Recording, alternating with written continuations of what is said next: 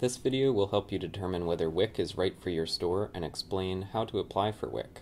We will also discuss the challenges most store owners face when participating in WIC. This discussion should help you to not only successfully get WIC, but also know how to keep it in your store so that you can continue to profit as a WIC vendor. The Maryland WIC program is a federally funded nutrition program that provides supplemental foods and nutrition counseling for pregnant women, new mothers, infants, and children under age 5. WIC participants receive benefits such as nutrition information, referrals to other health and social service agencies, and checks to buy healthy foods. WIC is different from the SNAP program, formerly known as food stamps, because participants can only buy the types and quantities of nutritious foods shown on their checks and can only use these checks at stores that have a signed agreement with the Maryland WIC agency. For 35 years, the WIC program has been preventing children's health problems and improving their long-term health, growth, and development.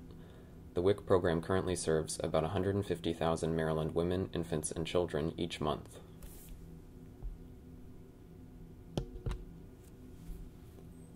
The foods WIC provides include baby foods, infant cereal and formula, fruits and vegetables, dairy like milk, eggs, and cheese, tofu and soy milk, dried beans and peas, and 100% whole grains like whole wheat bread, brown rice, tortillas, and cereal.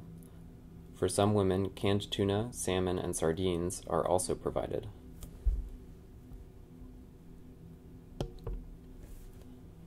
By offering WIC in your store, you are not only helping to make people in your community healthier by giving them access to nutritious foods, but you also increase the number of customers who shop at your store and increase profit through the steady stream of revenue paid to you by the WIC program for WIC foods.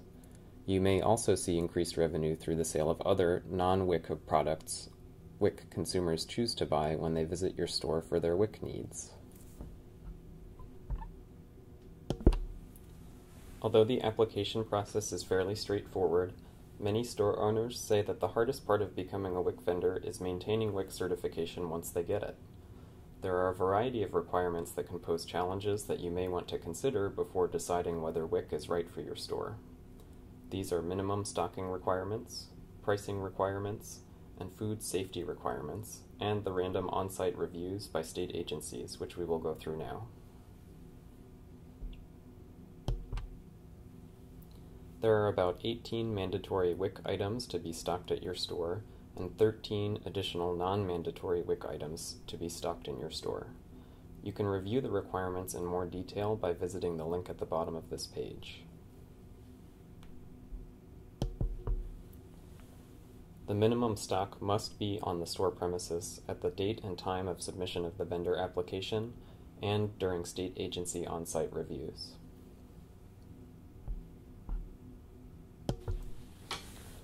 Now for the important questions. Do you have enough space and equipment in your store to stock and store refrigerated and dry foods and have the minimum requirements available at all times? Do you think customers will buy these foods frequently enough that you will be able to sell the products, both perishable and non-perishable, before they expire? We are going to briefly overview the volume of food that you are required to have stocked at all times in order to assess whether WIC is right for your store. But more detailed and specific information about quantities are available at the website on the bottom of this page, which you can visit if you decide after this video that you may have the capacity to be a WIC vendor. Required fresh items include 14 gallons of milk, 6 packages of cheese, 6 dozen eggs, fruits and vegetables, 4 pounds of 100% whole wheat bread, tortillas, and brown rice. Frozen items include 9 frozen cans of juice, vegetables, and fruit. Dry items include 13 large boxes of cereal, 6 cartons of juice, 3 pounds of dried and 12 cans of beans, 6 jars of peanut butter, and 125 containers of infant formula or baby food. Remember that you are expected to have this quantity of inventory at all times and are subject to random inspection at any point.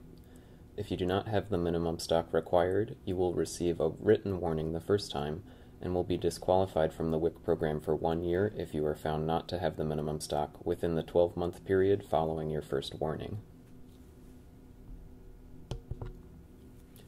Infant formula must come from a Maryland WIC authorized vendor. The directory of authorized vendors is updated annually and is available from this website.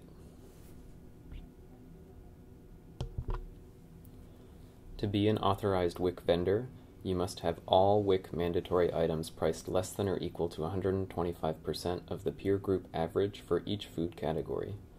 Small stores in Baltimore County with 1 to 3 checkout lanes are in peer group 12. To determine whether you fall within this stipulated price bracket, you must fill out a vendor price list sheet, which lists the highest prices you can sell each mandatory and non-mandatory item that you stock, which you can send via mail, fax, or email. These prices will also be checked when the on-site inspection happens after you submit your application. We will now briefly discuss how to fill out this form and where to find it.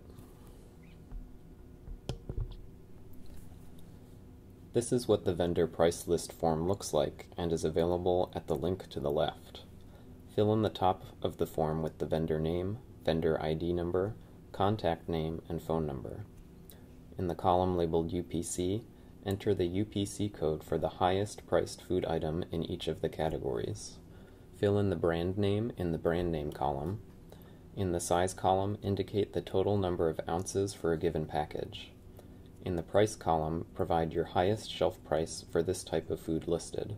For instance, if you stock 15-ounce cans of everyday essential black beans and lima beans in your store, and sell the black beans at 60 cents and the lima beans at 99 cents, you would enter beans in the food item category, everyday essentials for the brand, and 99 cents for the price. Although non-mandatory items are the items you are not required by WIC to carry, if your store does carry these food items, you must list your highest price item in the non-mandatory section of the price list form.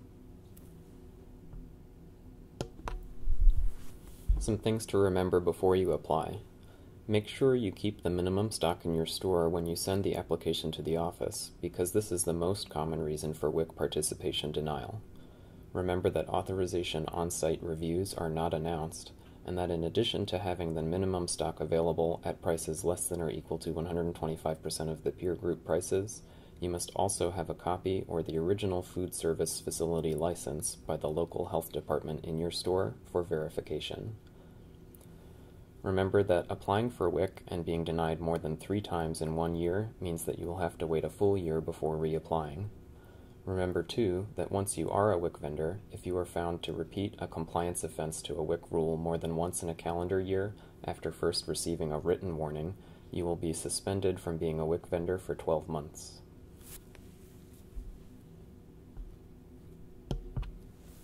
If you choose to apply to be a WIC vendor, here is the website.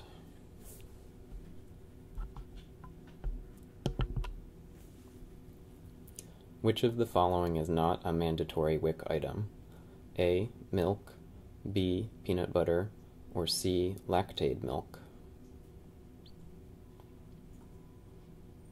The answer is C. Lactaid milk.